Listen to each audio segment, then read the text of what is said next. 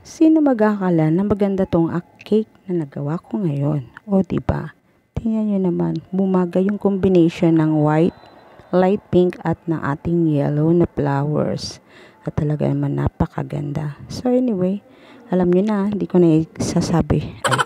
Ay, ito na naman pang inyong lingkod, ang bulol. So, ito nga yung ating choco moist cake. Walang iba. Siyempre, ang ating bestseller na chocolate moist cake.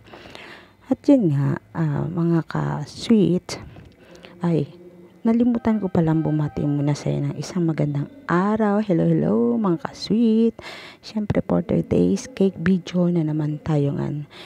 Itong cake na to, anyway, late na to. Bali, nag 1 week na to bago ako nakapag voice overs. Medyo kasi busy ang inay ninyo o ang inyong lola. Yan, ang inyong baker.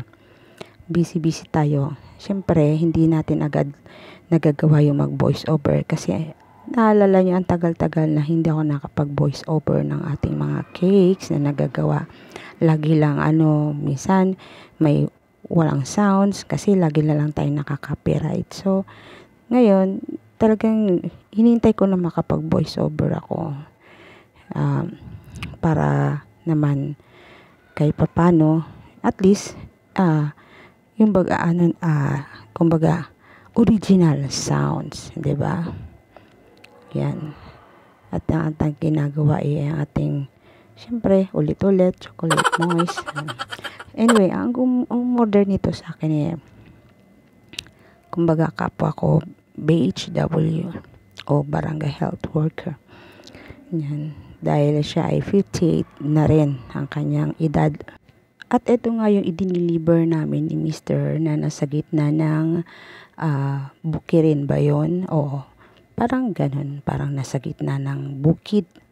Yan. Kumbaga, first time ko nag-deliver sa lugar na ganun, sa gitna ng bukid. So, talaga naman, kumbaga, nagpapasalamat ako sa mga umorder sa akin, sa mga nagtitrust, at sa, kumbaga, kahit na yung iba, hindi ko naman kilala, thank you so much sa inyo. Alam nyo guys, so mga ka-bakes, alam nyo, masaya yung June ko ngayon kasi, kumbaga, kaya ako masaya dahil, hindi lang isa yung mga pa-order ko. Siyempre, hindi yan biro sa isang baker na June kahit papano nakailang cakes na rin ako. So, talagang happy ako nun. Kumbaga, siguro talagang kahit papano,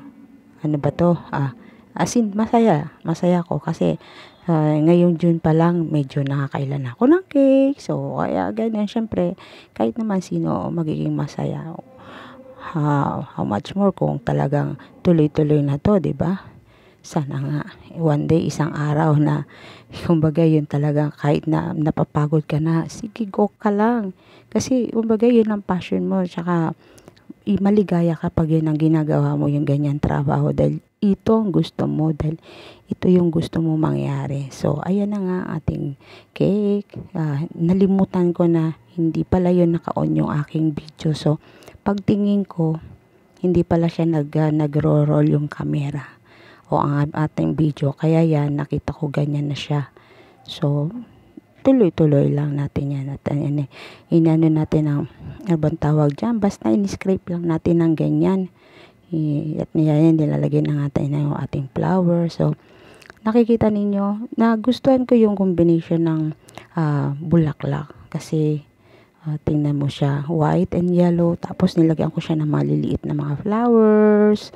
Yan, nilagyan ko siya ng mga. Tapos, tawag dito, yung mga maliliit na dahon, yan, nilagyan ko siya ng ganyan. Para talagang, sabi pa nung umorder, simple lang daw. Sabi ko, simple ba sa'yo yan?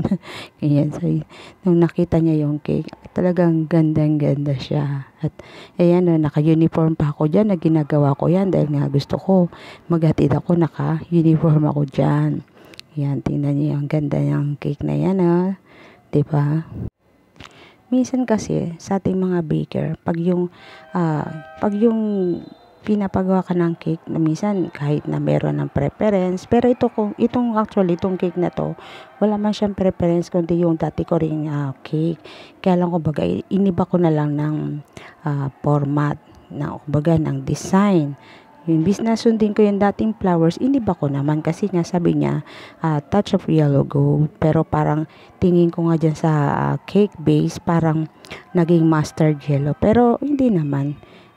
Kumbaga parang ano lang siya, nagdarken lang yung ating color, pero golden yellow din yan. Tapos yung ating bulaklak, yan nga nilagyan ko ng ganyan na touch of pink at tsaka yellow, yung combination ng white na flowers, di ba? Tapos nilagyan ko yan dyan ng mga dragées na maliliit, yan, at paminta. Pamintang nakakain.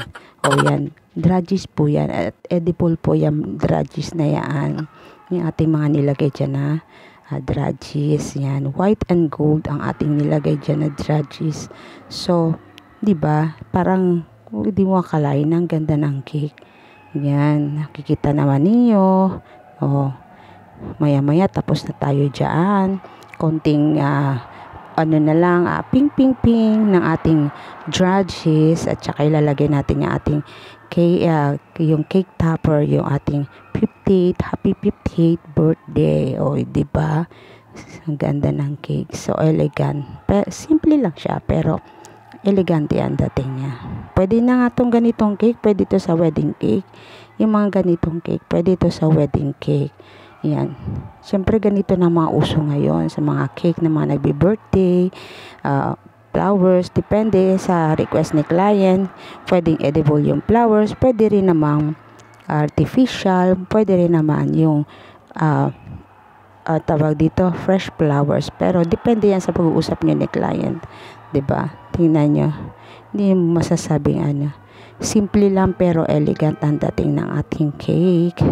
O yan, malapit na tayo matapos at ating nilalagay ng ating happy 58th birthday and happy birthday sa nag-order, at salamat sa inyong pagpili sa aking Sweet Delights by Emily.